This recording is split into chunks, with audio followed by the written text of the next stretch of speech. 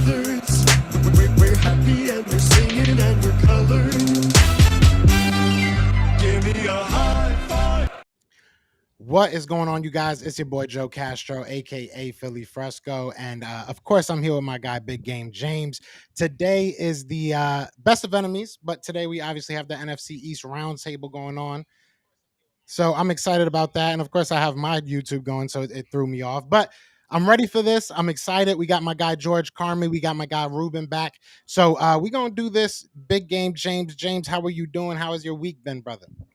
It's been good, Hey, just been grinding out there. We talking about Joe with the kids, the young men out there. Been knocking out the interviews. If you'd like to go check that out, we're just out here grinding for the kids. We just had to drop another awesome one quarterback out of Fairfax, Virginia, Aiden Dash. So that's really what we've been grinding and just getting ready for training camp, big dog. You're heading down to California the first week of August to check it out myself. Yes, sir. Yes, sir. So this is his before you came in, we were all talking about this. Football is slowly approaching. We're almost at that time where things actually matter, right? Where we're having conversations that aren't just, based off of what we're seeing, what we're thinking. It's going to be hitting, they're going to be out there, they're going to be going crazy. So we want to figure out what the NFC East is doing. So to do that, we went out there and got some guys that we've had on the show before. We'll start with my guy George Carmi. George Carmi, you guys know George. George has been on my channel plenty of times. He's been on Best of Enemies before. But if you don't know, let him know who you are, and then Ruben, you can take over and let him know who you are. What's up, bro? Thank you for having me. Appreciate it, Joe. I'm George Carmi for Full Press Coverage. I host the Full Press Commanders podcast. I'm a friend of the show. I love working with you, bro. I'm happy to be here, man. Thank you for having me. Definitely. Hi, guys. I'm Ruben from Ranting with Ruben. Really new to this, but thanks again, Joe, for having me on and giving me the opportunity. And great chance to work with some great guys. So thanks again, guys. Yes, sir. Yes, sir. So I want to do it like this. We're going to probably have to go through many comments. I'm sure people got many questions they want to ask every respective team, and I'll get to that. But the first thing I really want to go through, and I want to start with you, James, obviously. We were at a point, me and you talked about this a little bit more at length, but we were at a point, before the draft, and then we were at a point, right before free agency, all that. How do you feel right now about your Cowboys? What changes do you think still need to be made? What changes do you like? Kind of an overview of what you went through this offseason as a Cowboys fan, what you're thinking about it. Well, I as we've said it time and time again, Dallas doesn't never really do anything in free agency. We understand what Dallas does. They're all about saving, getting deals, not really going over the top, and really building through the draft. So that's happened once again. So if you're going to ask me what the state of the Cowboys is, how I feel right now is they're relying on a lot of young players as usual. The top guys that they have, the Dak Prescotts, the CeeDee Lambs, the DeMarcus Lawrence, your Micah Parsons now of the world, those are going to be the guys that are really going to have to step up and be those guys. We lost Randy Gregory, Amari Cooper, Leo Collins, to name a few. I feel like it took maybe some steps back with the offense, with Amari Cooper leaving and Michael Gallup being hurt. You hope CeeDee Lamb doesn't have any injuries because then you're relying on a Jalen Tolbert, James Washington. So those kind of things I feel are kind of thin, and I'm keeping my eye on it. Like I said, we'll see what happens in training camp because, as I said before, it's a lot of young guys the Cowboys are relying on. Again, this rookie class, the underclassmen from last year. It's a young guy, young team driven for the Cowboys right now, and it's like I said, it's on our stars. Yeah. And I want to kind of throw the same question at you, George. Obviously, we were talking before. I told you it was hard. I haven't really kept up with the Washington Commanders this offseason. So kind of what headlined your offseason? Like how do you feel so far about what the Commanders have done to try and command this NFC East? You like what I did there? Okay. Like already I do like that. I think the general sense in DC is optimism. I think the team thinks that last year kind of went astray at the end of the year.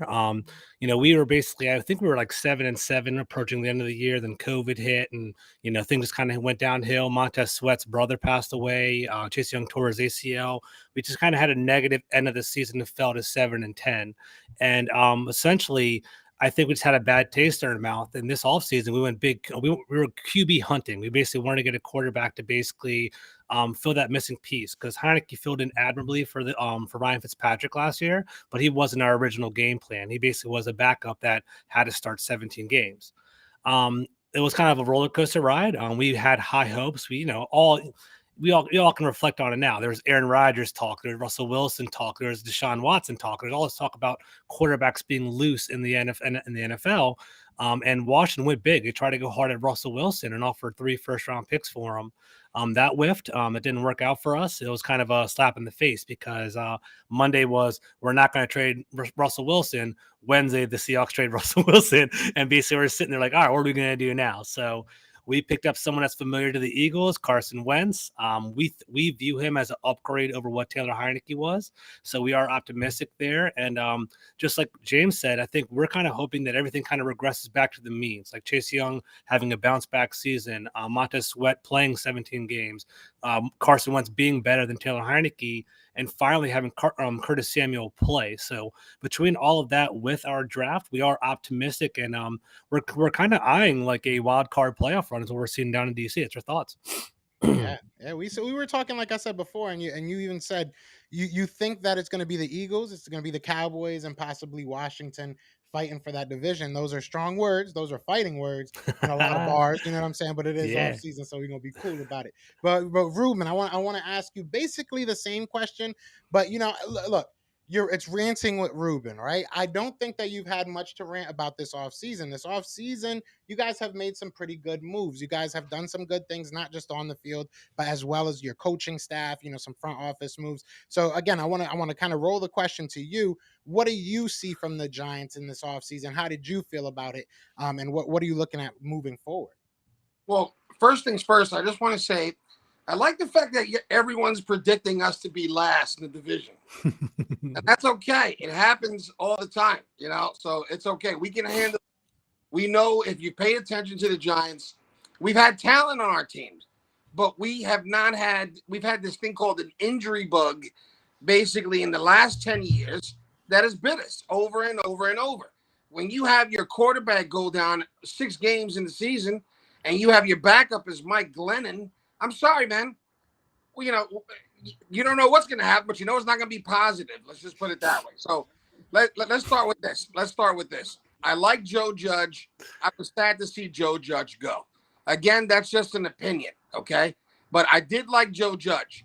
We brought in a brand new coach. At the beginning, I thought, okay, this guy, he's done a great job in Buffalo, and his offense should be fantastic. But then I hear immediately that he's not sure he's going to call plays. So automatically my first worry is you can't bring in a guy in here because you think he's a great play caller, but then tell him he's not going to make the play calls, because then what's the purpose? Okay, so that was my first worry immediately. Okay, but then we go through the draft, and I have to be honest, I think this guy hit like almost a bullseye on every pick in this draft. Maybe I'm being a little too optimistic, but I have to be honest. He started out at the beginning of the season, and he said, I'm going to make the offensive line a priority. And guess what? He was able to do that after 3 prior coaches tried and could not. Okay, so automatically optimistic right there. Okay, then you come in here, you pick up Kafka from Kansas City, and now he's the one technically that's calling the plays. And guess what? I'm not so worried about the ball not calling plays if you got Kafka calling plays for you, because he helped Mahomes get to where Mahomes is now. Okay, so automatically more optimism. Okay, so great draft. It looks like our GM knows what he's doing, which we haven't seen in years. Okay, and it looks like our coach, the more and more we watch, it looks like the players love him.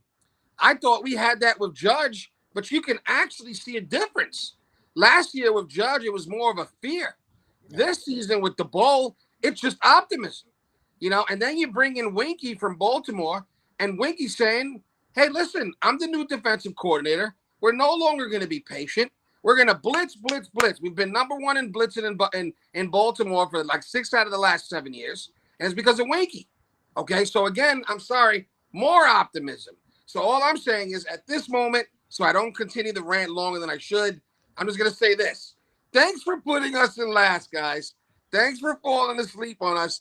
I think we're going to surprise people. Do I believe we're going to get to the Super Bowl? No. But I didn't think we were going to do that in 2007 either. So all I'm saying to you is I'm optimistic. I'm excited. And honestly, I'm tired of waiting. Like, when is it going to get here already? Is it just me? I'll just leave it at that. Is it just me? And there's a lot of optimism in this room, apparently. I didn't know the whole NFC felt so, you know what I'm saying? As an Eagles fan, we feeling pretty tough. We got our chest stuck out, but dang, okay. I like it. I like it. It's not going to be easy, get over wins. Shout out to JJ the Mime. He sent you a super chat if you want to read it. You know what I'm saying? He said in the QB bug, shout out to my dog JJ the Mime, says the QB bug too because Jones sucks, hurt, not hurt. I mean, we ain't hating on the Giants. Like I said, hey, I appreciate your optimism over there. I didn't think they did bad in the draft. We were about to draft. If they do really good, it can help y'all. And I feel like you guys got better in the draft. But, and it's not hating on y'all. I'm still gonna be in last place this year. That's okay.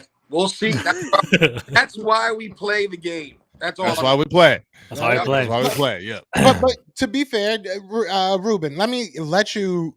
I don't know if you want to defend that statement. I don't know if you want to say something about the Daniel Jones. It's statement. Okay. Daniel, sorry to interrupt there, Joe. No, you're good. With Daniel Jones, I've never seen a player more criticized than Daniel Jones since he's been drafted. I have to be honest. And if you look at the stats, yeah, he hasn't put up the astronomical numbers, okay? But he's shown in the 3 seasons that he's QBing, he's one of the best deep throwing QBs in football, okay? And look at the stats. They show it. He's one of the best, okay? And now what happened? We had Judge pull him back a little and told him, you can't make a mistake. You can't make a mistake. And you got a scared QB. And then you have an offensive line that didn't give him more than 3 seconds. I mean, come on, guys. Even if you're not a Giant fan, you can't tell me that everybody didn't eat our offensive line. Everyone. My son came off the bench and scored on it and got a All right, come on, guys. It was horrible. We've had a terrible offensive line for 7 years, and then we have injuries. Now, let's say this. Let's say Daniel Jones comes back and he plays average, okay? Let's say Barkley comes back and he plays average, okay? Let's say, and again, we're talking about 2 injuries. We say Galladay, who didn't have a great season because he was hurt throughout the whole season and our offensive didn't match him. Let's say he comes back and he has an average season, okay? So we're talking about your QB having an average season, an average QB, okay? At least top 15 in the NFL. So let's say QB having an average season, my running back having an average season, my offensive line having an average season, and guess what? We still improve. Think about it. Barkley alone, he came out, he had 92 receiving yards his first season. We haven't given him the ball like that at all. You know what they're saying all spring? They're saying all spring Kafka's got him going Barkley all day. Barkley on a wheel route. Barkley sprinting out to the left, taking a toss. Barkley looking amazing. Remember, he had a large injury. He had a serious injury that normally takes about 2 years to get better. And guess what? He feels amazing right now.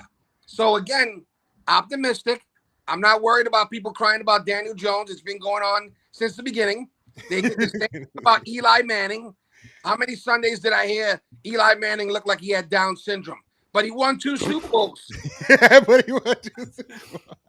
Right, we're not going to keep beating up on the Giants. We're not going to keep beating up on the Giants, but shout out to JJ. I sent you another $4.99. No, he's not convinced. Okay, man. Bring it on. We love it. He's not convinced. Look, I'll say this much because it is going to parlay into a question, and I want to get James' opinion on this. But I will say this. I think the Eagles and the Giants sit in a very similar situation. All the parts that we added may not mean nothing if the quarterback can't improve upon what they did last season. So I will say we're close to the same boat. I will take Jalen Hurts over Daniel Jones 10 times out of 9, or however the saying goes. But I want to ask this because realistically, I'll say this. I don't care. We did our top 32 list. So me and James are kind of in agreement here. I do think that Dak Prescott is the best quarterback in the NFC East. So knowing that and kind of we'll tip that hat at you, right, James? Where do you look at these guys? And then I want to go through all of us as well. But where would you rank these guys? If we're just giving you the nod saying Dak is that guy, where, who are you putting number 2? Who are you putting? How do you see it?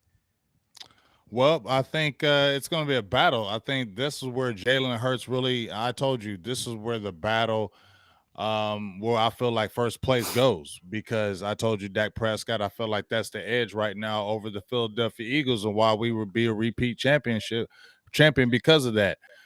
Carson Wentz, I said I don't think Carson Wentz is this terrible quarterback. Everybody's saying Carson Wentz is garbage and trash. I don't believe that. I feel like Carson Wentz is going to help the Washington Commanders get a few more wins, because I feel like they have a legitimate quarterback. But I also feel like Carson Wentz is what he is, in my opinion. I feel like we've seen what he was, and I feel like once you've seen it in 2 organizations, that's what you are. But he's going to win you games because he does have good talent. We've seen it even in the Colts last year. He has the talent to win games, and Washington is putting a team around him. So I think that's going to help. So right now, if I'm going to rank it, is Dak Prescott. I'm going to put Carson Wentz a slight head above Jalen Hurts, because Jalen Hurts still needs to prove. Carson Wentz has proved more in the game than Jalen Hurts. You know what I'm saying? It's just my opinion on that. So I'm going to give the edge to Carson Wentz right here. And Jalen Hurts, this is the proving grounds for Jalen Hurts. So I'm putting Jalen Hurts as a close third. And then Daniel Jones, I'm sorry, Ruben, I heard all your talk, and I appreciate your love and all that talk. But Daniel Jones is the bottom of the barrel for me. And unless Daniel Jones proves, because it's been how many years now, you kind of know what you are. So after these different coordinators, we kind of know what you are as a quarterback. This might be his last hurrah, but I think what we seen kind of what Daniel Jones is, I just don't think he's like the franchise guy. Just my opinion. Not saying he's a bad quarterback. Just don't think he's the franchise guy, big dog. Oh boy, Adam. And then George, I want to take the same question. I'm right there with James, man. I really appreciate that. And, Joe, you work with me long enough, man. I'll be objective and I'll keep it real. I do think Dak Prescott is the class of the NFC East. I respect him. I think that's what puts the Cowboys in that dangerous perspective, that dangerous realm compared to the other NFC East teams. Yeah. If you're asking me honestly, I do think Carson Wentz is the second best quarterback in the division. Basically, he averages 27 touchdowns and 7 picks. His big criticism is that he plays hero ball. He doesn't check down to his running back, so he has some big turnovers in regard to that. But in regard to, walking up to the line of scrimmage, having the proper checks, having the offensive line engage, distributing the ball, getting rid of the ball quickly, Carson Wentz has all of that. And I think now walking into Washington, he's going to have an array of weapons that he hasn't had before. He's going to have Terry McLaurin, who's legit, Jahan Dotson, who we're going to talk about later on in the podcast, who's our first-round pick, a great slot wide receiver, and finally Curtis Samuel coming to, hopefully Curtis Samuel actually producing over there. So with that, Antonio Gibson, our new running back, Brian Robinson from Alabama, he's going to have some weapons around him. So I do think he is going to produce at an effective rate. And I'm excited about that. I don't think it's going to be a world beater. I don't think it's not going to rejuvenate his career or anything, but he's going to give out that QB 15, 14, 17 vibe in the middle of the pack right there. And I think that's enough with our defense kind of holding it down. Number 3, Jalen Hurts. I think Jalen Hurts is a different type of quarterback. He's more dynamic than Carson Wentz. He runs the ball. He can be, he can create on his own, but I'm yet to see him be accurate as a quarterback consistently. And we'll see that with AJ Brown. And then Daniel Jones, man, I'll give Ruben this. Whenever Daniel Jones plays the Washington Redskins Commanders Washington football team, he's Jesus Christ. That guy freaking is like Mike Vick reincarnate. He just freaking balls the hell out. So I'll give you that. But I don't see that happening over 17 games. I think Daniel Jones is going to be replaced next year. I think the Giants are probably going to have a kind of more of a top 10 pick. We'll see what happens, but I think he's not going to be the quarterback next year. Daniel Jones is a solid quarterback, but I think he kind of has the whole career backup realm on him as opposed to a solid starter, in my opinion. Okay. All right, so Ruben, I feel bad. I apologize because it's been 20 minutes of just telling you Daniel Jones ain't that guy. But how would you look at it? How do you rank these quarterbacks and why? Honestly, don't apologize at all. I enjoy this, man. This is right. And to be honest with you, it's just an opinion. Everyone's giving their opinion. I mean, if we're going to be factual and say, what's my true? Okay, take me off the camera. Ask me one-on-one. What do you think about these QBs in this division? And without throwing any stats, just going by what I've seen so far, I'm going to say, sadly, I have to put Dak in first position. It's something that I don't want to do. It's something that I'm not excited about because I don't think that's that accurate. Okay. Yeah. However, when push comes to shove, he's definitely the best QB in our division. But this is where I differ from everybody else. Okay. When you ask me who's second, who's third, who's fourth, are you guys bugging? All three of them are in third and fourth place. Nobody knows what's going to happen with any one of those three quarterbacks besides Dak. I mean, let's be honest. Wentz is a great quarterback. He's shown when he can stay healthy that he can actually do big things. And don't get me wrong, look what Ron Rivera's done with that team. I'm sorry. To me, you guys were the laughing stock of the NFC East for years. Ron Rivera gets there, and you guys are a hard game every week, every Sunday, okay? So it's hard for me to say Wentz is not number two, but at the same token, Wentz gets hurt so often. So it's like, to me, if you want to be realistic, we have 3 QBs out of the 4 QBs. All 3 of them, this is their year to make or break them, okay? I'm sorry. Daniel Jones, no ifs, ands, and buts about it. He hasn't had an offensive line. He hasn't even had a healthy running back, okay? And yet he's played every week and stayed there. So let me just put it this way. You got Feliciano at center. Somebody asked earlier, who's playing center? So I said Feliciano. At left tackle, you got our left tackle that killed it, Thomas, last year. Now you got Neal at right tackle. Automatically, that's the best offensive line we've had in 10 years. Yeah. And we're not even talking about the other guys, okay? The Glowinskis that we just got from the Colts, which is our right guard, who's probably going to make our running game significantly better, okay? But again, not to go into a rant, all I'm trying to say to you is if you're going to be realistic, it's Daniel Jones make or break year. It's Carson Wentz. Can he show people that he can stay healthy and he can win? And I mean, think about it. Frank loved Carson, okay? Did you watch, what is it? Not Inside the Hard Knocks. Hard Knocks. There you go. That Hard Knocks. If you watch Hard Knocks, he loved Wentz. You thought he would never let Wentz go. Like he was going to ride and die with Wentz for the next 20 years. And look what happened. A year later, he got rid of him, okay? So what does Ursay, though? We can talk about that later on, though. But True. Yeah. I'm just saying, if you think about it, Wentz has to have a big season. He does. Or you got to get him out of there. Daniel Jones has to have a big season. Oh, you got to get out of there. And be honest with you, Jalen Hurts does not excite me. I love playing the Eagles now. Do you know why? Because it's not Donovan McNabb. Oh, God. Okay? It's not. Can I jump in, Joe? Let me jump in real quick. Is that cool? I just realized I had this chat up for like 10 minutes. No. So let me give the Eagles a little bit of props too, because me and Joe talks often, man. Like Jalen Hurts, the only knock on him is his accuracy, right? He is a mobile quarterback. Big. He's pretty small. It is big. I'll give you that. He has innate leadership qualities. He's loved in the locker room. He has a good connection with AJ Brown. I like Jalen Hurts. I just don't think I would root for him, but the fact he's on the Eagles, I can't root for him. But I do like him as a player. I hope he does a good job, right? What I wanted to say though is a lot of people in the chat are blowing up Ron Rivera and saying he's trash. I'll give you this, right? Ron Rivera, I don't think he's that revolutionary offensive mind. Like I think in order to win in the league, you need like an Andy Reid or a Sean Payton, or you need like a Sean McVay. You need someone like that to take you over the edge. But Ron Rivera is kind of what the Commanders need right now. And my vision with Ron Rivera is that like he's a culture changer. He's like that old school that like he can take that criticism in the media and he can get lit up by all the Washington Post news articles and all that crap and take it and keep this ship, on sale or whatever, keep everything okay.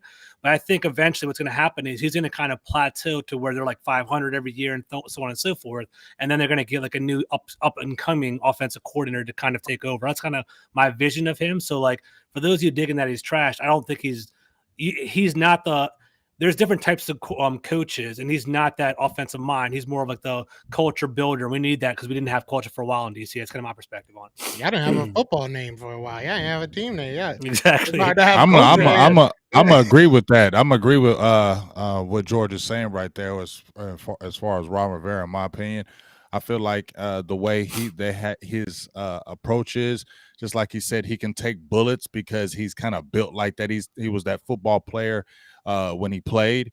And that's the way his kind of mantra is. Even when he was at the Carolina Panthers, when they were criticizing him, he kind of could keep it afloat because he could eat those bullets. He has the type of personality as a coach that, he could keep those things together, even with a lot of people saying things around him. But once again, I agree with George says that, it's going to plateau. It's not something that's going to be a 5, 6, 7 year guy that's going to year in and year out going to do that.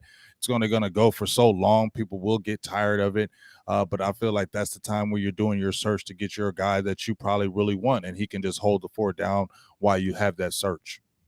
Facts. Yeah. And when it comes to ranking the quarterbacks, I think what Ruben said is honestly very spot on. I think that, it's Dak than everybody else right now. But look, I think Jalen Hurts has every opportunity to put his name up there as either number 2 or 1A, 1B, or maybe even better than Dak if he takes a huge leap with his, accuracy. And realistically, it's not even just his accuracy to me. It really comes down to being able to anticipate throws. Like, he likes to throw where the receivers are, not where they're going to be. And you can't do that in the NFL. You could get away with that in college football. You can't do that in the NFL. Those windows are a lot tighter. The DBs are a lot more talented. So you have to be able to read the field, read the defense, and know where to place those balls. So that's the biggest thing for me. And then we see a lot of, arm strength guy.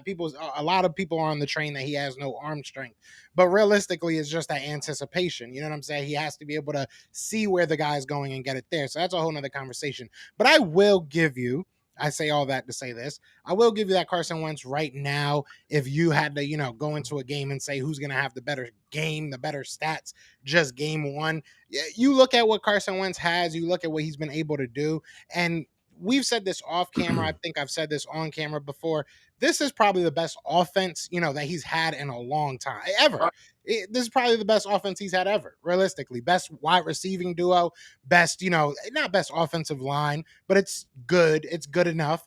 You got 2 good running backs out there. You got a good coach. So there's no reason why this shouldn't work for him. You obviously got a good tight end.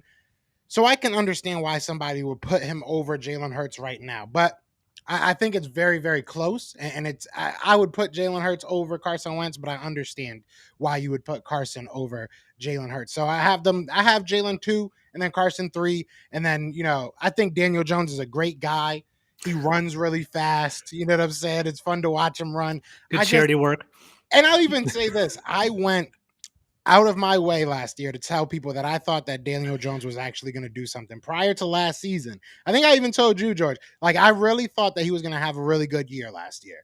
And, because of that last 8 games in his rookie year, he just looked like something clicked. And when you said that they kind of dialed it down when the new coaching staff came in, that made sense, because I don't think he threw over like 300 yards once in the whole year. So, I mean, that makes sense that he was, maybe in his head too much, maybe less work.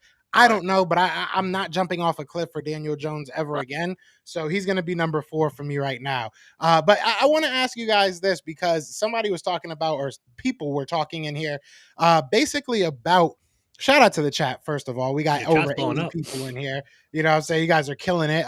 Be sure to hit that like, hit that subscribe. Go check out my guy, George Carmi, if it's Twitter, if it's full press coverage. It's live on their show as well right now. So definitely go show them love. They do their thing. They're a great show. But you guys were talking about, you guys being the chat, where does the NFC East fall now?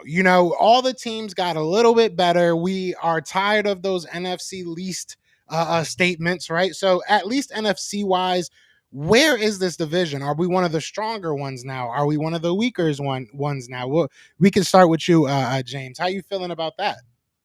I mean, I think we're middle of the pack right now. I think we all had pretty decent drafts, but I still feel like we're middle of the pack. And I've said it to all you guys before. I feel like coaching. We just talked about our coaches. Mike McCarthy, he's on the hot seat right now. I mean, he has to do better than he has, especially with this last year falling short the way we did. He's on the hot seat. You just guys, your guy's a second-year guy over there, Joe.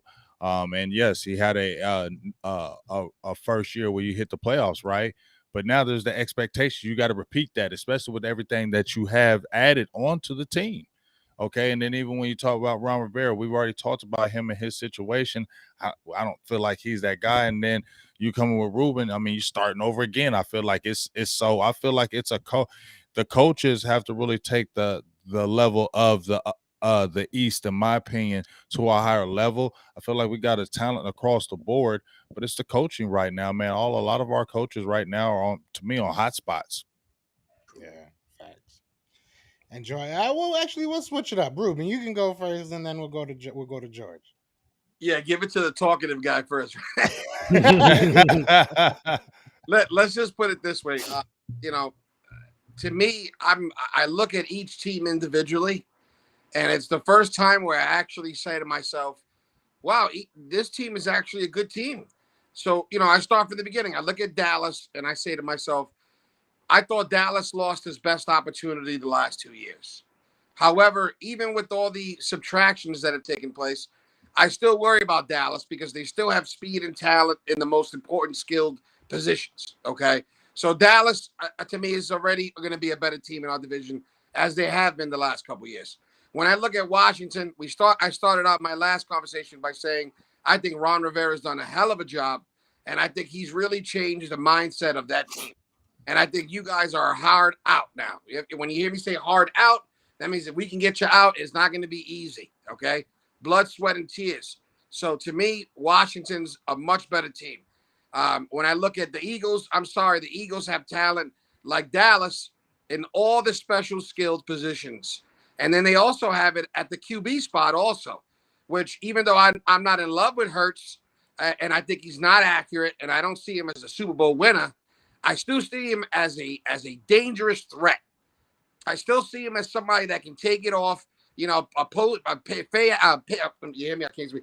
But basically fake it to the running back, take off on you guys. You have nowhere you go. There's so many things you can do with Hurts athletically. So when I think of us, this is the first time that I've looked at the division and I thought to myself, wow, Dallas seems to, even with the subtractions, still be in a really good position. The Eagles, even with some subtractions, they've added some additions that made them better. I look at the Redskins. I look at the Commanders, and I say to myself, wow, they've improved, and Ron Rivera's done a great job with that team. And now I look at what my team has done recently in this last year. While it's only been year one, I'm pretty shocked, and it makes me feel possible that we could be the Bengals this year.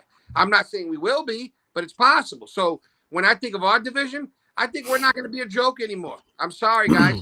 I think any one of our teams, this is the first time that I look at all four teams and I go, man, we're all a hard out.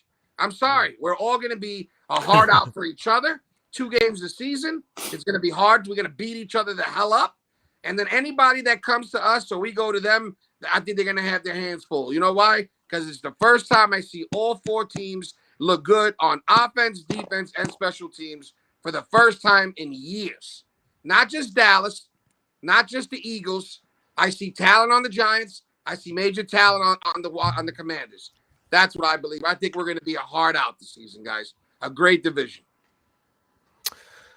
All right, I'll jump on this. So I think I kind of like what both y'all said. I'm kind of with James. I think we're kind of middle of the pack. I think the class of the NFL is the AFC West, man. If you look at the AFC West with the Raiders, the Broncos, the Chiefs over there, NFC West is pretty stacked too. Got the defending champ, the Rams, got the Cardinals, the 49ers. If they can put things together with Trey Lance, will be pretty solid over there too. I honestly think that the NFC East is going to provide 2 wild card teams into the playoffs, and they might even provide 3. They have the whole like double wild card they offer now this year. So, they started last year. So that could potentially come down to the Washington Commanders, the Eagles, and the Giants. In the Cowboys, what I honestly believe. I don't think the Giants are going to be 4-13 again this year. I think they're going to be more of like a 7-10 kind of team. They're going to have like maybe 6, 7, 8 wins, something along those lines. They're not going to be a pushover team. So I think they are going to be better. But I do think that we are going to be pretty deep all across the board. Do I think that we're going to be Super Bowl contenders? I don't know. I think we all kind of have some deficits on our teams that we aren't going to be world beaters. But at the same time, once you get into the tournament, you can do whatever you like, right? The Cowboys looked ridiculous last year. Like I was talking to Joe pre-show. I was at the home game when the Cowboys came against Washington, and I saw Micah Parsons in person. That's the closest I've seen like a live Lawrence Taylor in years. That guy was a freaking maniac. He just tearing things up, and he was just a disruptor. Like we couldn't stop him on Washington's line. So they had the number one offense in the league with like 500 points last year too in Dallas. So even though they lost Amari Cooper, they could drop down to what, the 10th best offense in the league or something like that. They're still gonna be pretty damn good. So the Cowboys are legit. I think it's going to be between the Cowboys, Giants, and sorry, I keep saying the Giants, Cowboys, Eagles, and Commanders. Ruben got all in your head now. I think in my head, Daniel Jones MVP, man. I didn't realize that. So I think it's going to be kind of a tight race over there. But like we're not going to be tough. National people don't know what they're talking about. The NFC least kind of putting us down. They don't know all the nuances and all the changes that we've done in our division. So I think we're going to be better than what people think. I think we're going to be like 12 wins will be the top of the division, 7 wins the bottom of the division. We're going to be pretty solid across the board, I think. I agree. Yeah, I agree. I think my bad, Joe. I didn't mean to cut you off, but I think one of the things that's going to be that's going to help the NFC East, in my opinion, if I look at all our teams, we're going to have. If I look at the Eagles and I look at the Cowboys and I look at the Commanders and the Giants, I think defensively, I look at all our teams. I like where they're at defensively. And I think that's one of the reasons why Ruben can say, if you're playing the NFC East teams, you're going to have a tough out because our defenses are going to be tough for you. And that's going to be we're going to give problems to a lot of teams that we play. All of our teams individually going to give teams a lot of problems defensively, because that's where I see our talent lying right now. A lot in the NFC, I see our defenses are good. They're young, they're aggressive, they're fast, and we're going to give a lot of problems to all our opponents that we play respectively this year, in my opinion. Yeah. Let me throw in one thing real quick. I know we're probably going to go a different direction anyway. With Washington, the surprise early in OTAs and training camp is that the offense is actually standing out in regard to talent, right? Like everyone kind of thinks, oh, it's going to be Washington's defense is going to carry the load. We'll see what happens, right? Like I think our defensive line is going to be pretty legit. We have that front four, plus we added a second-round pick. But our linebackers and our defensive backs are kind of suspect right now, so I'm kind of worried about them big picture-wise. But I think my boy Adam's in the chat. Montez Sweat's going to have a great year, and Chase Young's going to have a pretty solid year. But I think that our offense is going to come together. Things are kind of looking optimistic. They're talking about our wide receivers, and I think we're probably going to talk about that in a minute. So, I'm pretty happy with that.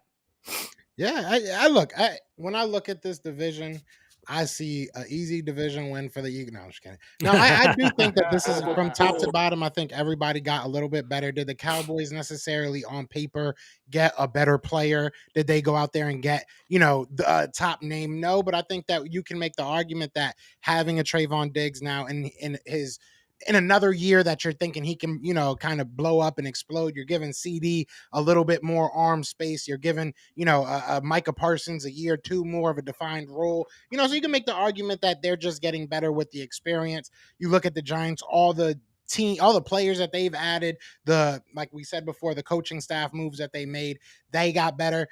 Carson Wentz is probably the best quarterback that Washington has had. And a couple names, right? And a couple different names. So it's been a while. A bunch of names. It's been a minute.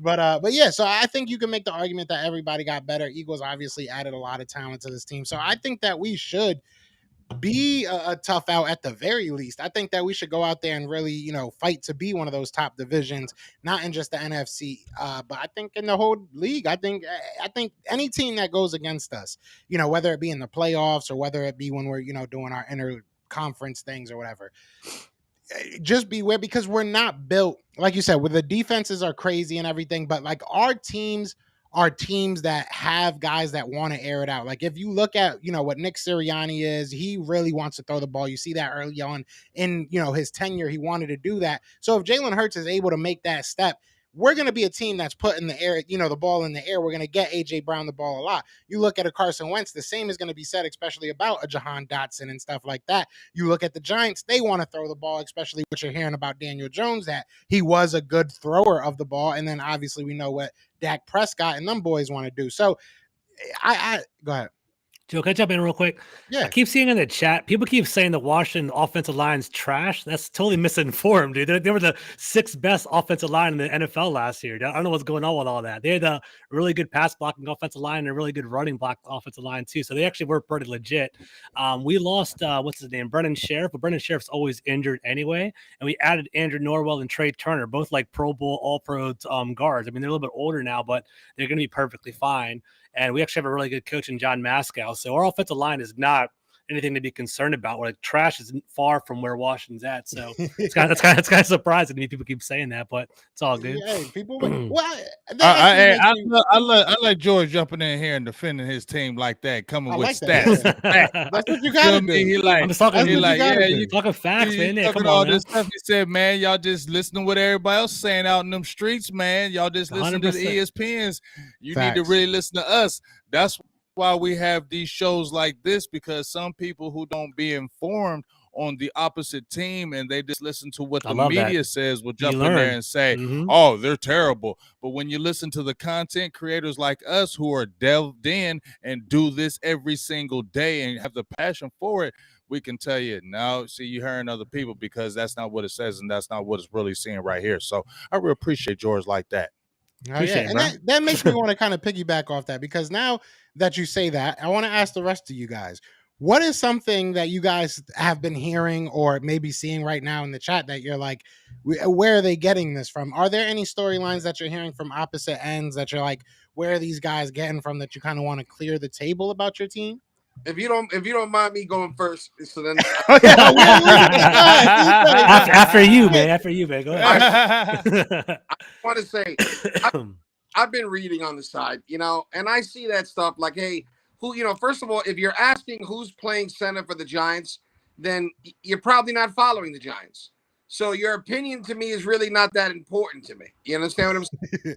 If you're telling me like, oh man, Washington's O-line sucks, then that means you don't know what you're talking about. So to me, your opinion doesn't really mean anything to me. You know what's important to me? Yes. Do I listen to analysts? I do. I would be ignorant not to.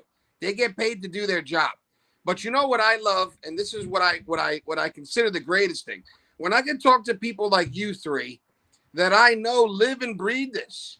I know we are not just guys that are just, bohum, don't really care. How many times I meet guys and they got a Giants jersey or they got a Knicks jersey or a Yankee jersey, and I'm like, great job, guys. And they're like, oh, man, I'm only wearing it for the color. I don't really know nothing about the team. You know how disappointing that is to me? That people wear colors and they do all this. When you have people like all three of you guys plus myself that I know wake up every day. We want to look at the stats. We want to know the transactions. We talk about it. We read about it. We dedicate our lives to this. Yeah, we're not getting paid for this, but that makes it even better because we're doing it because we love it. Those are the opinions that matters to me. When you guys tell me, hey, listen, this is how I feel about the Giants. This is how I feel about this. I take it, but not with the grain of salt. I take it and I go, let me listen to what they're trying to say. Maybe I'm missing something, okay? Because I might learn something, right? Because you're a true fan like I am. Now, when you have somebody that's talking like, hey, Washington's line sucks, and doesn't really know what they're talking about, you think I worry about those guys? That means you're not watching. That means you guys don't know what all four of us know because you're not looking at who's rehabbing, who's wearing a red jersey. You don't know any of that stuff. A lot of these people are just trollers, and they're just putting on jerseys for colors, man. We're not those guys. We bleed our teams. That's all I'm going to say. And I don't know why people would put on Giants jerseys nowadays. Anyways, I mean, it's been rough. It's been rough. That dirty green, yeah. Why would we looking at not the word mark? The word mark you can hate on. I can understand that. I'll say this about my team. I'll say this about the Eagles. I don't think that Jalen Hurts is under the pressure that a lot of people outside of Philadelphia think he is. I don't think that, our success, while it does to a certain degree, obviously he can't be terrible and go out there and be absolute garbage. But I think that we can be a successful team. And I think we proved it last year, even if he's just average, even if he's just that guy that can manage the game. So I don't think that the front, and that might even be a little bit of a hot take to my Eagles, people watching, I don't think that it's like a make or break in the sense of he has to go out there and be this, top 5 quarterback. I think it's just don't be terrible. Don't be bad. Can you lead this offense on and off the field? Because both of that matters. So that's really what I'll say about the Eagles. I just don't think that Jalen Hurts has, the amount of pressure that a lot of people I think are putting on him outside of Philadelphia. If you don't mind me saying, you just said something that made sense, which is true. Basically, Jalen Hurts just has to have a mistake-free year, and he's considered having a good year, right? That's basically, yeah. All right, well, it's his thing. To me, it's the same thing about Daniel Jones and the same thing about Carson. That's why I say it's Dak. Yeah, it's true with Carson too. That's what I'm saying. It is kind of true with Carson too. If Carson's like at that point that like, will he become a starter? But we talking about now. Come on now, fellas. We talking now. We keeping quarterbacks of the future. You saying he may not have that pressure, like you say. Okay, I hear what you're saying about Hurts. He still got pressure because your team and your franchise still moved around your team, draft picks possibly for next year for a potential quarterback. And you're saying if Hurts, well, as long as he don't mess up. We know, Joe. Come on now. No, I he really got don't. some pressure. He got pressure to make it happen. And then when we talking about Carson Wentz got some pressure. He gotta let everybody know that he is the guy. They're gonna say, we're looking at you this year, and if we know what you are, Carson, but if you don't do it, then we're gonna move on from you, bro. And Daniel Jones got the same daggone thing. That's why I agree with Ruben when he was talking about all 3 of those quarterbacks have a stake. They got to show what it is. They do, 100%. Because Daniel Jones can't have no regular kind of year. It's over. Yeah, let me jump in on this. So for me, I think the narrative that like Washington's in turmoil, I think that's kind of overblown. Like everyone keeps hearing the negative headlines about like Dan Snyder and all the sexual harassment and all that kind of stuff.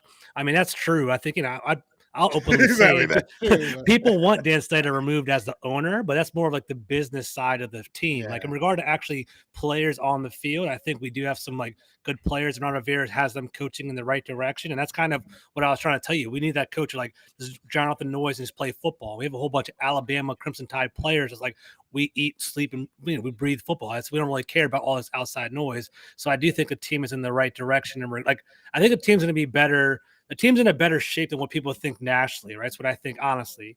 In regard to Carson Wentz, I do like his contract. I think that you're right.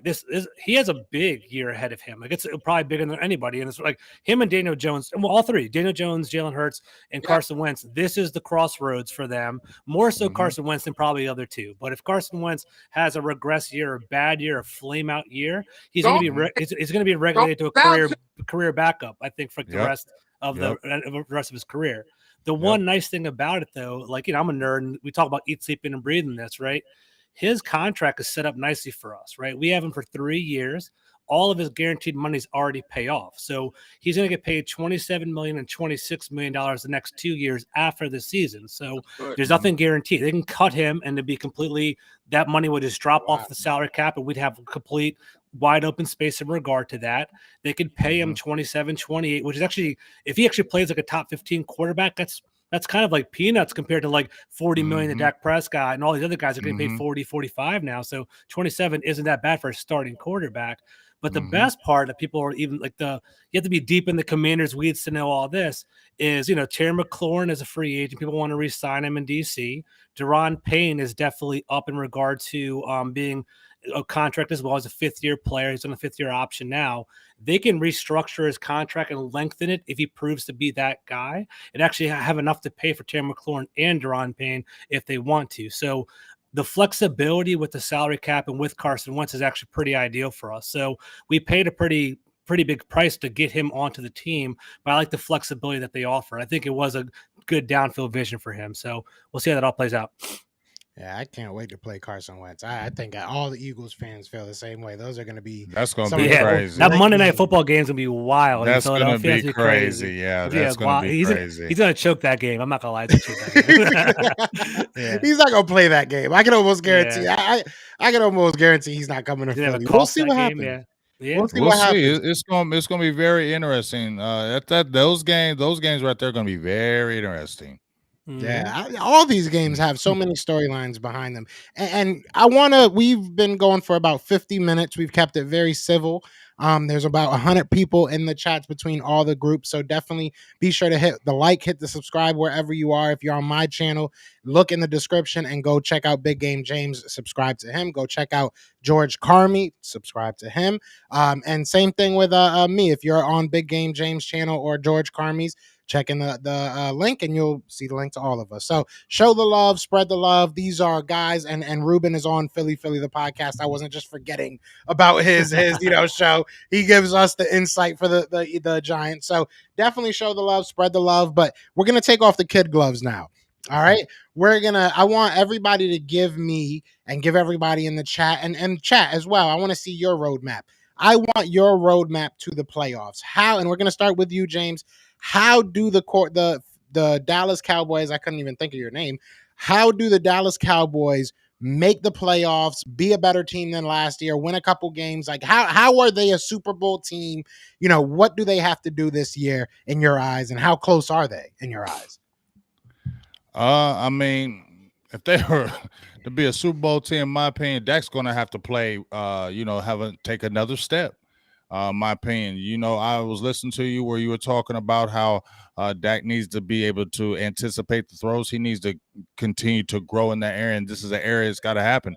Kellen Moore's got to play ridiculous. If we're talking about the Cowboys going into a deep playoff run, you got to take another step because a lot of people figured out your offense. So this offense has to really take another step. Dak Prescott has to have an out of his mind type year as far as, the accuracy, CeeDee Lamb. I feel like Tony Pollard, Zeke Elliott, those guys, especially Tony Pollard, he has to have a career type year, in my opinion. So really the offense is going to have to be crazy, but I feel like if Dallas is really going to be that team, the defense, Dan Quinn has really put his mark on Dallas. A lot of people really love him in the community. He's really made his mark as far as putting guys in the right position. We got another good draft crop coming up, and I feel like the defense, in my opinion, offense got to play really crazy. Dak does. But the Micah Parsons, the DeMarcus Lawrences of the world have to really take another step, especially Micah Parsons. I feel like he's going to have a really kind of crazy year. And if Dallas really wants to go deep in the playoffs, y'all, it has to be a Dak Prescott crazy year. And Micah Parsons has to have a dominant, like MVP type season. Ain't gonna happen. Yeah. No, I'm going to tell you right now, Micah Parsons have an MVP defensive type season this year. It is definitely legit for it to happen. I don't know about you guys, but what y'all saw last year, and if he continues, what I feel, this is his second year. He didn't really even know what he was doing, and y'all saw that. He's going to know what he's doing. He's going to understand offenses and what they're going to try to do to him. Bro, Micah Parsons is going to be phenomenal this year. You'll see. Yeah, I like Micah Parsons. It sucks having it. That's why I didn't really want to bring up Jahan Dotson, but I'm sure that George is going to bring him up. And when I ask him his path to being great, and I'm going to have to hear this because it hurts my heart. I always have to do. I had to do it with the Giants with Saquon Barkley. I had to sit here and talk about a Penn State great. You know what I'm saying? I had to do it with Micah Parsons with the Cowboys. Talk about a Penn State great. I love Jahan Dotson. I will say that. I know we didn't, have a full section about him, but I do love what Jahan Dotson brings to your team, especially in the new NFL where they're okay with a 3-4 yard catch to turn into, a 90-yard. They're not trying to air it out and force things. He's going to get the ball in many different ways, I'm sure. But George, talk to me. How are you thinking Washington becomes the team that Washington wants them to become? A great team, possibly a Super Bowl team. And how close do you think they are? All right, so I want to talk about schedule first. I'll talk about team construction second, right? So Washington has the 31st weakest schedule, like the softest schedule in the entire league. I hope people know that off the break, right? So they do have a weak schedule. They start off with the Jacksonville Jaguars week 1, Detroit Lions week 2. They go to the Eagles week 3, which will be a pretty big game. Then the middle of the season gets pretty tight. They have the Vikings, the Colts, the Packers all back to back. It's pretty solid over there. So in order for Washington to be they're kind of fragile. I'm not gonna lie. If they start off 0-3 and things aren't looking too good, the season could unravel, right? But if they start off on the right foot and have those first couple wins, if they start off 3-0, like beating the Jaguars, beating the Lions, just like we should be favored in those games, then knocking off the Eagles, and that's gonna be looking pretty solid going into Week 4 against the Cowboys. So that'll be pretty impressive to kind of start off strong and then finish strong. In regard to like the actual team construction, it's going to be our offense. Like that's what I keep telling everybody. Like nationally, people keep looking at Washington's defense. Like, oh, the first round picks are there. They're going to dominate there. They're going to be and so on and so forth. Like if you actually follow the Washington Commanders last year, the defense was trash last year. They were 25th in the league and they weren't very good. That was because Chase Young was gone after week 80 towards ACL. Montez Sweat lost a couple games because he broke his jaw, and then his brother unfortunately he passed away, and he basically was out for the rest of the season too. So if you lose your best edge rushers, you lose your quarterback week 1, you're going to get banged up and you're going to be at a deficit. And I think people kind of sleep on that, and we still won 7 games without all that happening. So what I think with Washington, the way it's going to work is Carson Wentz is going to be that key, has to be that key. If he isn't that key, then Washington's going to be regrouping and they're going to probably pick high or maybe turn the keys over to Sam Howell basically at the end of the season. We'll kind of see how that goes down. But basically, like the winning formula for Washington next year was Carson Wentz provides 27-7 again, right? He doesn't have to be a world beater, doesn't have to be a 5,000-yard quarterback, anything crazy. Give me 3,500, 3,800 yards, something solid, right? Give me 25-10. Give me a pretty good ratio of touchdowns and interceptions. Just don't be an idiot. Don't turn the ball over, right? We have the weapons. Terry McLaurin is legit. People keep sleeping on him. Terry McLaurin's legit. Curtis Samuel is a good little tool that we can use in Scott Turner's offense. Jahan Dotson, he's a beast, man. He's coming up from like sleeper pick for all y'all in fantasy. Pick up Jahan Dotson late, man. He's eating up in training camp. They're talking like 40, 50 catches from him, 600-700 yards for him, 5 or 6 touchdowns. It's not going to be Justin Jefferson, but he's going to be an early contributor for Washington next year. Yeah. I think the offense is going to be balanced too. Antonio Gibson's a pretty solid running back, but in the 3rd round, we drafted Brian Robinson from Alabama, their lead back. He had 14 touchdowns last year, 1,400 yards. I think Washington's going to try to pound the ball between Antonio Gibson, Brian Robinson, and J.D. McKissick as more of a scat back, 3rd down back. So their offense is going to lead the way. In order for Washington to be successful, their offense is going to lead the way. Chase Young and Montez Sweat's going to have our bounce back year because combined, I think they had 6 sacks, which is, these guys should be double-digit sacks on their own right? So if they're providing 10 sacks apiece, their offense is actually doing pretty well. Then I see that's still going to be the key for Washington. It's going to be the expected stars to finally perform. And if they do, things will look pretty good. If they don't, then Washington's going to be a lot of moving parts next year, like maybe some coaches being moved too. So what's up with that? Not Rivera, but like maybe coordinators, I think. Okay. Del Rio. I was about to say, Ronnie Riverboat, come on down to Philly, bro. I love Ron. Yeah. I love Ron. Yeah. But hey, I know Ruben is probably chomping at the bit right now. He's right. He has the hat off. He's ready. So how do the Giants, man? How are you seeing the Giants becoming? Stop. It's been a rough couple years, cuz I love you. I love you, right? It's we family. And I love you to death, but you picked a bad team for this decade. So how do you think you guys get out of that, just slump that you guys have been in? How do you guys go back to the promised land, win another Super Bowl? Well, let me start off by saying we're the only team in this division that's won in every decade in the last 50 years. Right? So we'll just leave it there when it comes to the decade scenario. However, when it comes to the team, I'm not ignorant. I do watch my team. I read about my team all day and all night. If I'm not on Bleacher Report, I'm on every site there is, just so I can get as much information, as I can, because I just can't get enough information regarding my team. And I'm like that about my Knicks, and I'm not like that about my Yankees, except the Giants I love more than any team, even more than the Yankees and the Knicks. But I digress. I guess what I can say to you is this. To me, we need 3 important things to happen. If we can get these 3 important things to happen for the New York Giants, I think this will change our entire season. It'll change our team, and it'll change momentum, and we can stop hearing all this about it's Dallas's year again or it's Philly's year again, okay? 1, we cannot start off by going 0-4 or 0-5, all right? Let alone 0-2. I don't even want to see 0-2, okay? But in the past 5 seasons, we've had too many 0-4, 0-5s. So the first thing we have to do, if we stand any chance of winning, is to not start off going 0-5. Okay, that's 1. Two, I believe it turns into three different parts, but I'll make it short. The offensive line. If this offensive line finally holds up, okay, that means we can actually finally see if Daniel Jones can really be a really starting NFL QB, okay? On top of that, if we can get the offensive line to play better, we can actually see a Barkley that's closer to the Barkley that we know from 2 years ago. So to me, the second thing is the offensive line. So we start off not going 0-5. That's important. And then we start off with the offensive line.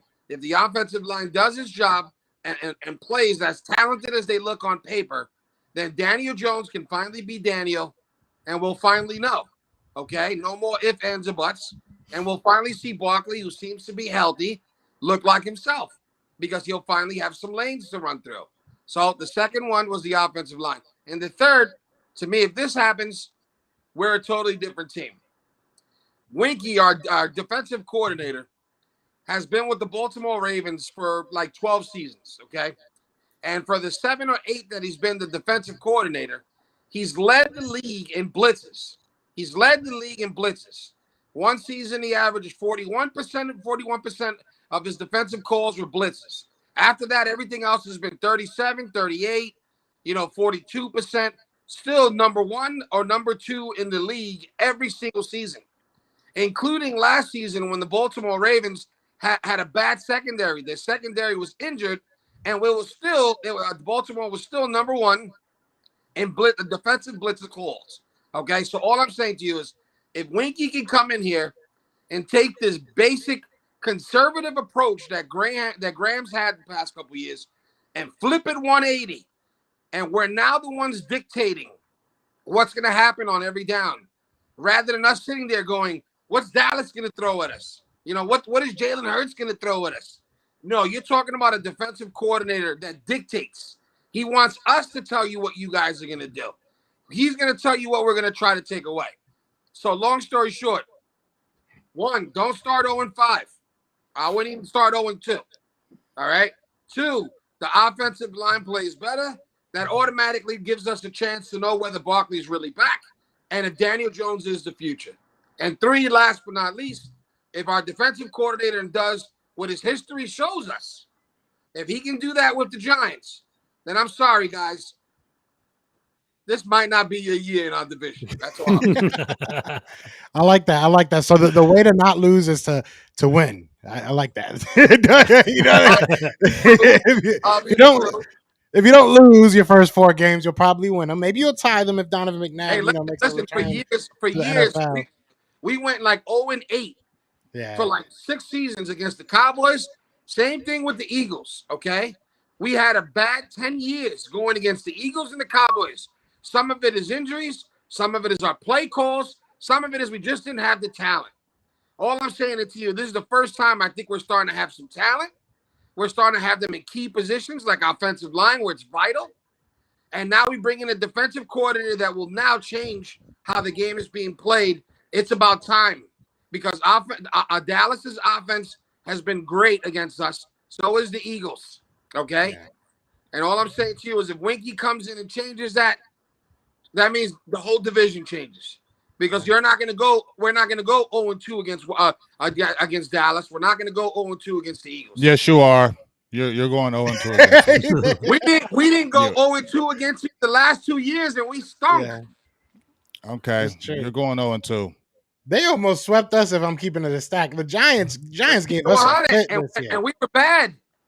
Didn't y'all sweep us? Y'all did sweep us this year. Or was that last year? We swept you, and we finally swept you, but we finally beat Philly, which we hadn't been able to do. No, I'm sorry, we finally beat Dallas, which we hadn't been able to do for like 7-8 seasons still.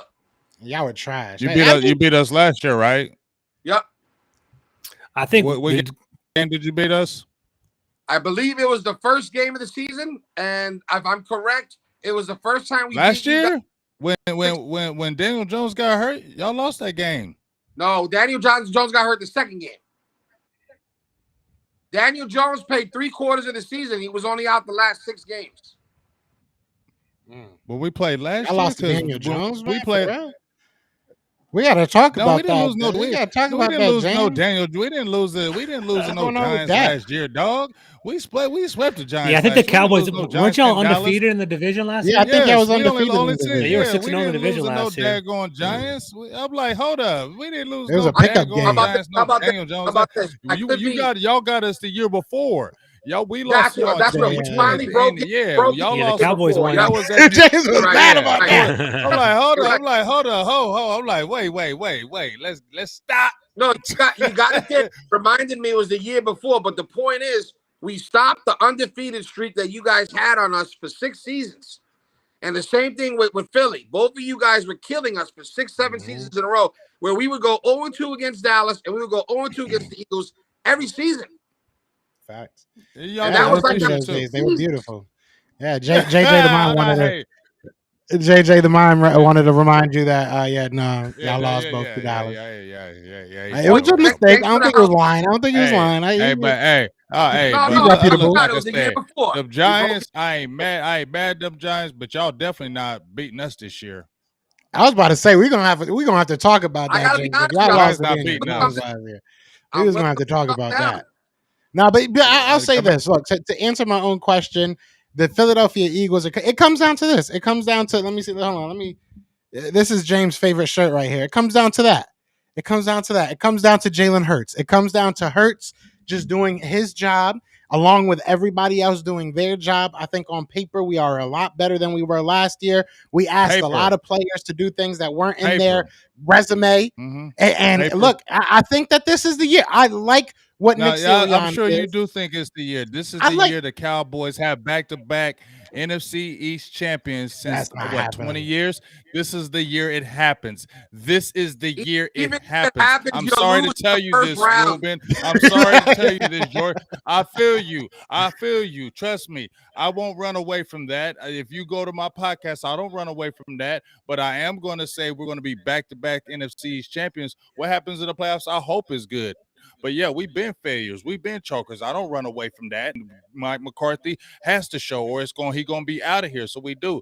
But if we talking about the NFC East, Dak Prescott to me is still the key. And if they're and that's why we're going to still be the champions. I'm sorry to tell you that, Ruben. I'll say this. The Eagles, Joe, you have those aspirations, Joe.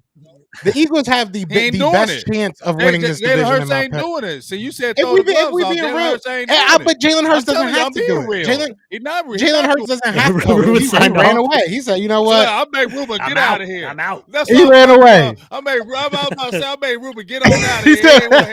Hold on. I lost it. I hit the button. I freaked out. You are totally underestimating. Hold on. I don't need to underestimate. I'm trying to tell you. And then when I'm talking to George, the Washington Commanders may have a chance because I say Carson Wentz may give you some victories. He may give you some victories, but you still the Commanders, big dog. You still the Commanders, and we own them Commanders. So I'm trying to tell you right now, we throwing the gloves off. Let's throw the gloves off. That's what I'm saying. That's what I'm saying. We threw these kid gloves off. The Eagles are that team right now. If we're keeping it a buck right now, right? I gotta give it up to the Cowboys. The Cowboys beat our ass last year, so I got to tip the cap to them. Until we beat them, I can't run my mouth. I'm keeping it 100%. Are we talking about regular season? The Giants. That's my thing, though, Rube. We swept the Giants last. That's my thing, Ruben. Ruben just said something. It's the round table. Y'all got smacked last year. Philadelphia. I ain't scared of Philadelphia. But Ruben just said something very important. He said, "Are we talking about regular season?" Right. Hold on. We were up both games with Garrett Gilbert as one of our quarterbacks in one of the games. We were 14-0. Y'all beat us 9-8. Where were you in the playoffs? Where were you in the playoffs, Dude, George? I saw a game live. Were you watching your team play in the playoffs? 34-0 in the playoffs in the first game, dog. 34. But what did you lose by? What was your score? Dude, get out of here. What was the score of your game? The Bucks in 2020. We hung with them a little bit, though. I feel you. I got you. Sorry to Look, jump I in. think the Eagles did all that with and I'm going to say this as a hater, right? I'm going to play devil's advocate. The Eagles went to the playoffs with a bad quarterback, with basically wasting half being who they're supposed to be. If they come into this year and they say, we're going to run this ball, Jalen Hurts, you just got to make the plays when they need to be made. If you look at San Francisco, that's basically what they did with Jimmy G. I'll take Jalen Hurts, and I know you would as well. Big game, James, because we did our top 32. I'm taking a Jalen Hurts over a Jimmy G. So I think we can have a 49ers type season as the floor. And if I'm not mistaken, the floor, the San Francisco 49ers beat a team. Somebody out, there. So, anyways, get out of here with that, man. Come on, man. I think we could do it. I think we can. If we get into the playoffs, I feel way better about us winning a game because it won't all be on Jalen Hurts. Jalen Hurts was force feeding guys like Jalen Reagor last year. Quez Watkins is now a number 3. He was our de facto number 2. Dallas Goedert was on and off, hurt most of the season. Had that, kind of whatever it was with Zach Ertz early on in the year. There was so much going on in Philadelphia. There's a lot of reason and a lot of, optimism in Philadelphia, and there should be. There's a lot of reason to be excited about this team. So now that the kid gloves are off, the Eagles taking some haymakers this year. I'm just saying the Eagles are throwing some haymakers. You're going to get some haymakers because, like I said, you be talking all that trash, but you got a 3-game losing streak against them Cowboys. See, when I listen to all these Philly talk, hold on. See, I listen to all that Philly talk and all that. I don't want to hear that, dog. It's like chalkboard. That's what it is. Listening to James is like listening to somebody scrape their nails on the chalkboard. Cut it out. Cut it out, Ruben. You know Come we on, own Jay. y'all. We don't Are even you talk. kidding me? Now I gave you props, Ruben, because if you go Right, to my Twitter, right. Hold on. How about this? Y'all have not won. Hold on. Y'all have not won since Coolio's #1 hit, Fantastic Voyage. Okay. Come on, I hear every season. That's a long time ago. I hear every season how it's your season. I'm tired of hearing that. The whole NFL is tired of hearing that. And not only that, you call yourself the self-proclaimed America's team, where everybody knows it's the Giants that's America's team. You know that's a We're red, daggone white, lie. and blue, baby. You know that's a daggone lie. You had me until you started saying that. I was with you, Ruben, and then you said that, and it's like, hold on. You guys are not giving. How about this, James? And you know after 9/11, I gave y'all Whitney Houston, greatest Super Bowl song ever. Giant Super Bowl, okay? Oh, jeez. Going this route? Significant. All right, because it's red, white, and blue, bro. Sound like some violins now, dog. Ain't nobody ever even talking about no violins. Y'all got at least 3 years. Let's be real honest. 1995, Coolio. 1995. Years. You got at least 3 years from Giant Nation to even be talked about, big dog. That wasn't even Blu-ray. All the way real. You know. Look, I think it's fun. I love that.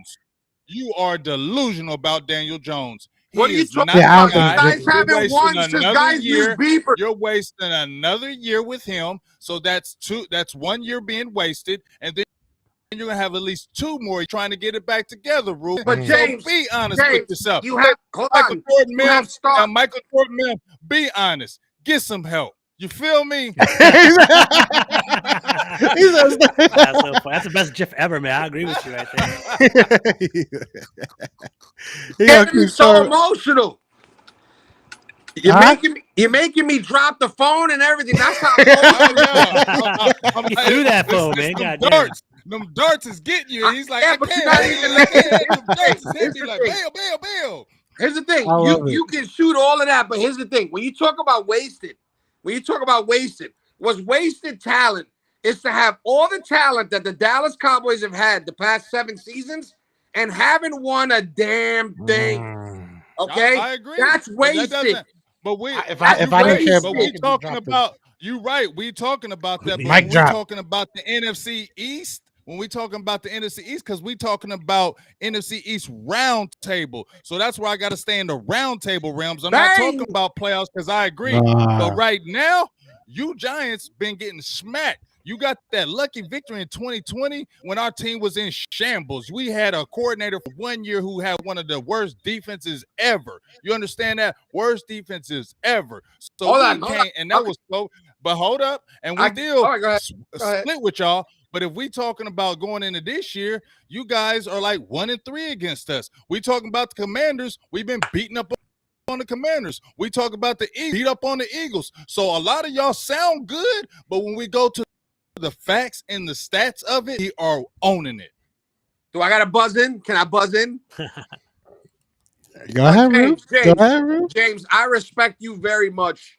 All right. And I can listen to you all day, even about Dallas, because you know what you're talking about. Okay. But here's the truth. Okay. And that's all I'm going to say to you. Here's the truth. The Giants won in 1986. The Giants won in 1990. The Giants won in 2007. The Giants won in 2011. Right? You guys haven't won since the beepers were in use, okay? NYPD Blue was the number one show on TV. Hold on. Let you talk. I'll let you talk, James. Okay. NYPD Blue was the number one show on TV, okay? All I'm trying to say to you is I hear your excitement and I hear the talk, but you know what you sound like? Every other Dallas Cowboy fan the past 30 seasons. Okay? Not at all. All I'm saying to you is you guys, this is where I have the problem with Dallas fans. Dallas fans should know that they're joke now. You got guys making fun of them on ESPN every season on how they play in the playoffs if they even make it. Okay? No, we make the playoffs. You got Stephen A. Smith.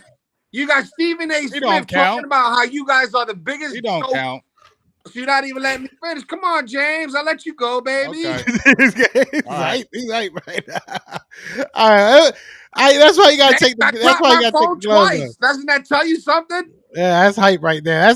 That's why you gotta take the kid gloves off sometimes. I know that's what everybody wants to see in the chat. People see us being all nice to each other and be like, "Where's that fire?" Trust me. Throw us all in a bar together. Is this the Cowboy season? But either way, so listen, I'm gonna say this, and I want to wrap a bow on this.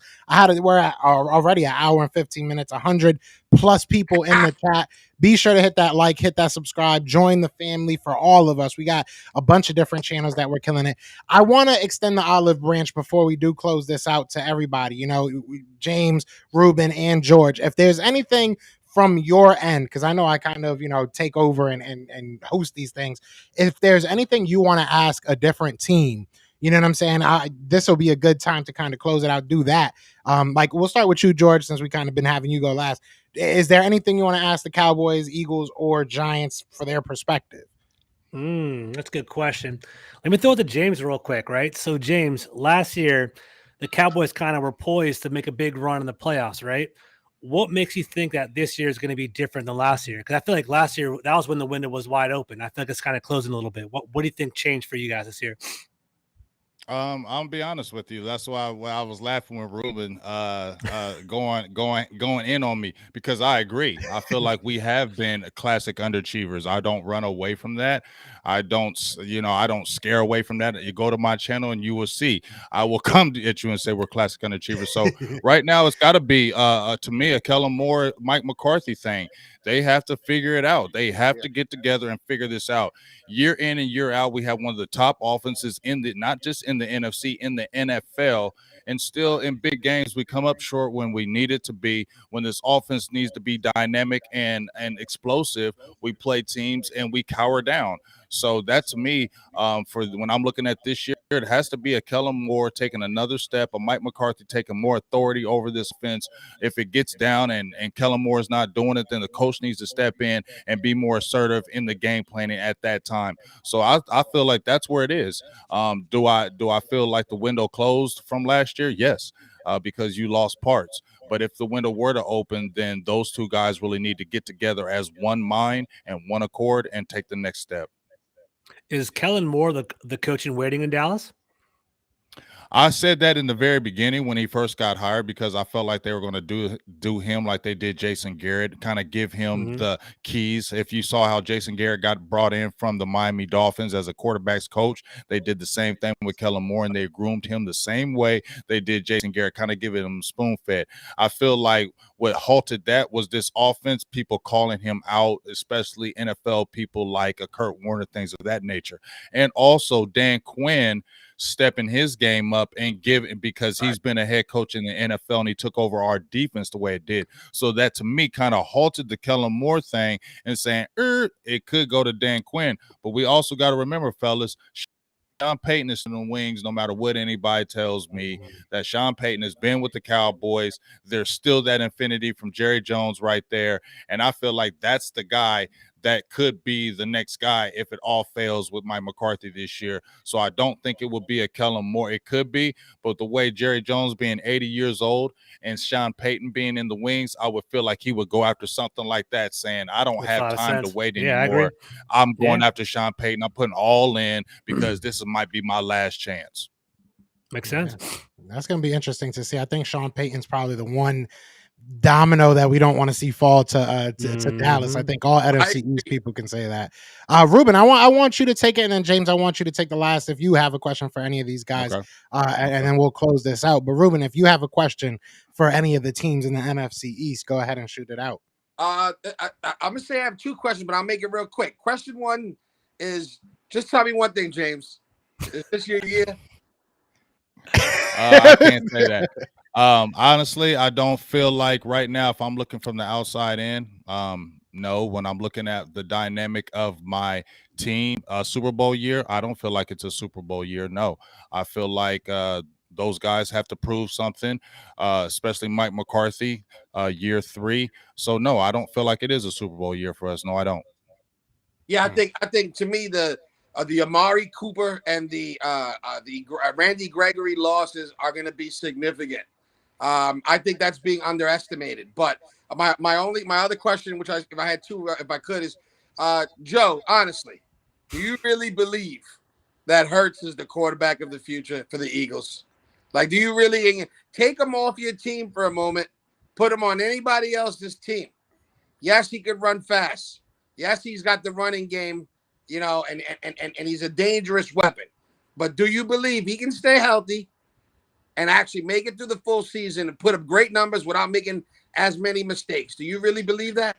I mean, that's like, two different questions. I think that he could be the future of this team, but I think that will he put up great numbers? I don't know if he's ever going to be that quarterback. It really depends on what the Eagle. And I said this before, that I don't think he's under the amount of pressure people think. And I think it's because of optics. I think it's, if you're Howie Roseman, you're this team, and you're saying, all right, look, he's on a cheap deal. Obviously his rookie second round deal.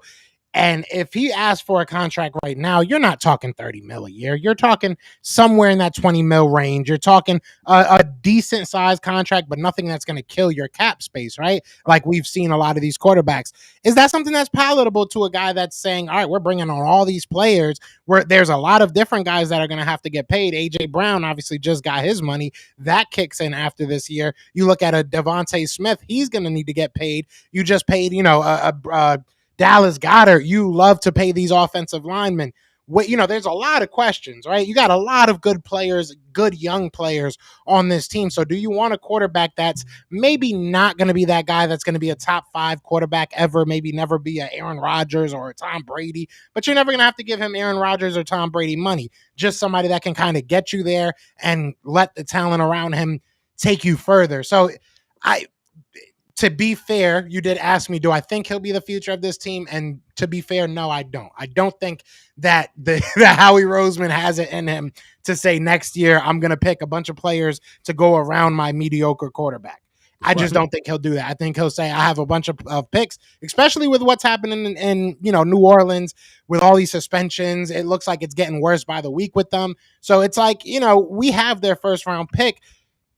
Things might get real interesting. You know what I'm saying? Things might get real interesting. So I don't think that if he has 2, top 20 picks, that he's going to sit there and say, I'm going to stick it out with Jalen Hurts. I don't mind if he does, though, if Jalen Hurts isn't making mistakes. But I don't think that's going to be in his DNA. I think that he's going to look at this team and say, let's go out there and get us a young quarterback, whether or even a veteran. We're going to want to get a guy there just because we want to be a passing offense. That's really what it comes down to. So, but James, do you have any questions for anybody, any team in particular? Yeah, I got a couple questions for you so much, Joe, because we do this every week, so we can know my things with you. Oh, But yeah, first definitely. is for George and then to Ruben.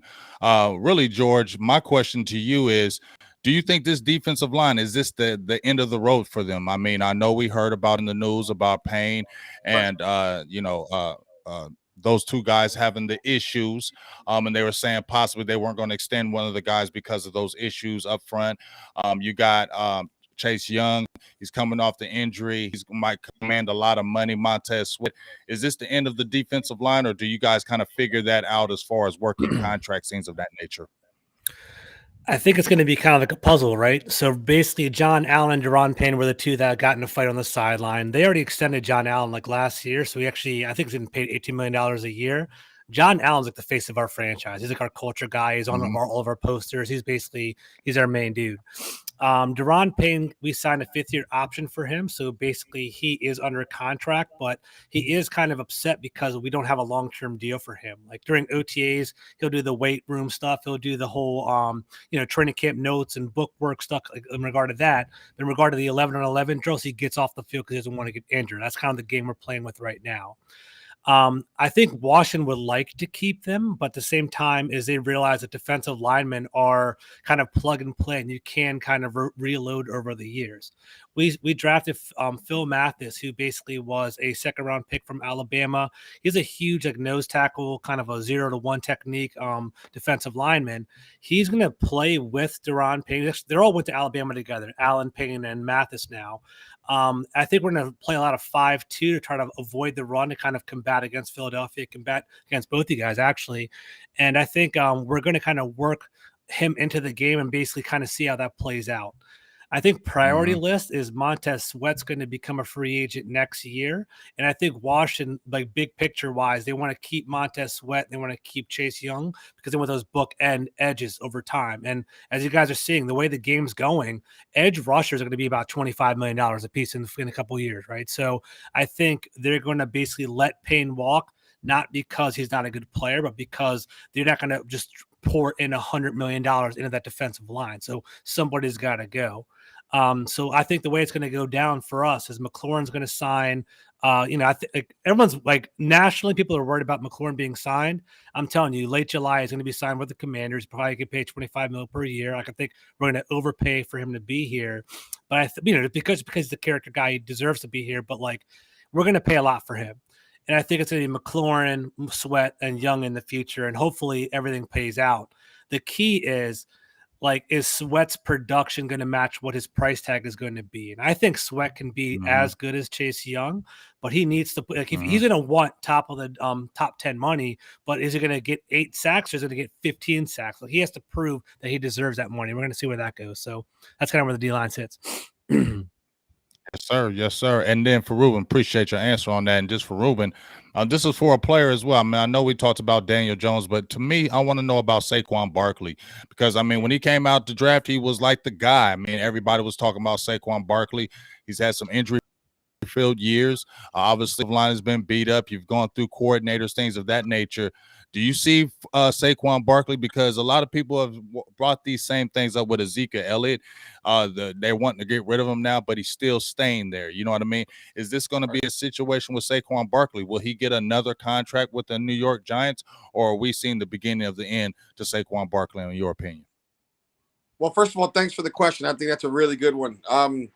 To be perfectly honest, to me, as I mentioned earlier in the conversation, to me, it's make or break year for Daniel Jones. So I believe it's also a make and break year for Barkley. I think it's sad to say that because I would rather keep Barkley, but the truth is, it's now or never. Okay. He had a great rookie season. Second season started out really well too, but not as good as the first, of course. Then he got injured. Last season he came back. Besides having a terrible O-line, you could tell he just didn't have the explosiveness that he had the years prior. Where years prior he would make that one cut, boop, and then gone. Last year he didn't have that. But if you pay attention to the NFL, which I know you guys do, I consider you guys the cream of the crop. So that injury, the ACLs, MCLs, injuries like that. they take a little bit over a year. You know, so I'm not saying guys don't come back quicker. They do now because they've got that surgery's become more of a regular routine for doctors now. But the actual recovery, like when do you see guys come back from it and look like their old selves? That doesn't really happen until year 2. And what I'm seeing and hearing, and again, you know, preseason right now, voluntary camp, everyone looks great in their boxers, right? You know, that's kind of what they call it. You know, it's like models and boxers. You know, there's no contact. You don't really know what looks, but the point is, it looks like his explosiveness, his speed, his cutting is back. He stated that multiple times during voluntary minicamp. From what I saw on video, it looked like that to me. And several analysts on ESPN and NFL Network also stated the same thing. So it looks like he's back to his normal self. And to me, it really depends on the offensive line if they can give him holes. You know, he really hasn't had that, even in his great season where he had the 92 receptions and he had the 1,000 yards rushing and the 1,000 yards receiving. Even that season, his offensive line wasn't that good. So all I'm saying is, I think really it's a make or break season for Barkley. I'm hoping the offensive line is the big change, but we do know he looks better this spring after injury 2 years later. Normally it takes 2 years. So just on that alone, I'm excited. But then you consider the new offensive line. That brings more optimism. But when it's all said and done, it looks good on paper. Let's see it. To me, this is his year, James. He's got to put it together this year. If he doesn't, I think Daniel Jones is gone. I think Barkley is gone, to be perfectly honest. There it is. Same thing with Sterling Shepard. No, shout out to P-Bo from Dallas. If you want to read that was on your channel. $5 super chat, James. Yeah, my dog P-Bo from Dallas says Dallas D-line stay sending your quarterbacks to the nation. Only Gregley left. How is this year going to be different? And 40 points a game. Hey, you feel me? Hey, you know, I got to get my Cowboys on with that good back. I appreciate you, dog. But one last thing before we end this. I don't now Rome done got on you, Joe, last time, and you're gonna have to do this again. Next time we do this NFC East thing, you better put me in my Cowboys color. You better put George in his Commander's color, and you better put Ruben in Can his you Giants do that with color. separate ones? Can you do that with separate ones? You better I like figure it that. out. You better figure it out. I think if they make it separate, yeah. Yeah, I gotta make it better sound figure right. it All out. right. I'll find Get something. that I'll damn do it. green I'll off do it. my damn name. It's ugly. I got my noticed that Cowboys too, people actually. like, oh, yeah, my Cowboys people like, oh, see, you got that green up inside you because you let Joe get that green off when you're doing your shows now. See, I can't be letting you pollute me, dog. Hey, bro, they know they love it. They know that green is a beautiful color of green. When it's just me and you, you know I hooked it up. So we'll get something for the guests as well. We'll get something for the guests. Okay, good. We definitely will. But shout out to everybody in the chat, man. We do have over 100 people still in the chat between all the channels. If you don't know who George Carmi is, definitely go check out Full Press Coverage. He's doing an amazing job over there. Go check him out on Twitter. His name is right next to his actual name at GCarmi21. If you don't know Ruben, check him out. He's going to be doing more content for the channel, doing more Giant stuff, keeping us updated. Obviously, you know who Big Game. You know, yeah, come on now, that's the dog right there. That's the homie. You guys know who I am. And this was fun, man. I love doing this. To be honest, this is one of the best, parts of this whole podcast. Getting these round tables together and just talking. And we gave them a little bit of everything, right? We got some good questions in. We got at each other's necks for a little bit. Phones were dropped. It was a beautiful day. So shout out to Damone. All right, excuse me. Shout out to P-Bo again with the $2 chat, super chat. If you want to read that one for him as well. Basically, he got the $2 holla. We appreciate them, P-Bo, and he says Damon Clark, week 10. I will just say this, as far as that is concerned, Dallas does have a young core of defensive linebackers, and Micah Parsons. They have Jabril Cox, who actually got hurt in that game with Daniel Jones, making that big tackle on Daniel Jones. He tore his ACL, but the trajectory of Jabril Cox is ridiculous. And then we got Damon Clark. Obviously, he had the neck injury, but Damon Clark, I saw him at LSU. They were teammates at LSU. They were both dogs. So if those guys both come back healthy, I'm just telling you guys right now, that's it's going to be a scary linebacker in Parsons, Damon Clark, and Jabril Cox. So he's right. Watch out for that in the future. Just keep your eyes on it. Yeah, I'm shaking in my boots currently. You can't see it, but I'm shaking. Cut it out. I'm shaking. No, it's funny because a lot of Eagles fans wanted Jabril Cox. Jabril Cox was a guy that was big on with the Eagles fans. I like Yeah, Damon Washington Clark wanted him too. too. Yeah, so I can't sit here and talk too much junk. I give respect where respect's due. But at the end of the day, I'm tired of all this, giving all this respect. We took the gloves off. I'm gonna try and save Ruben's phone.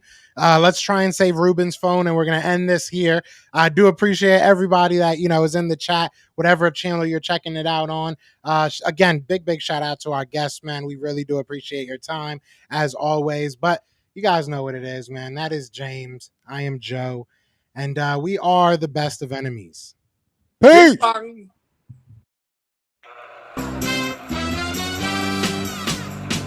brothers. We're happy and we're singing and we're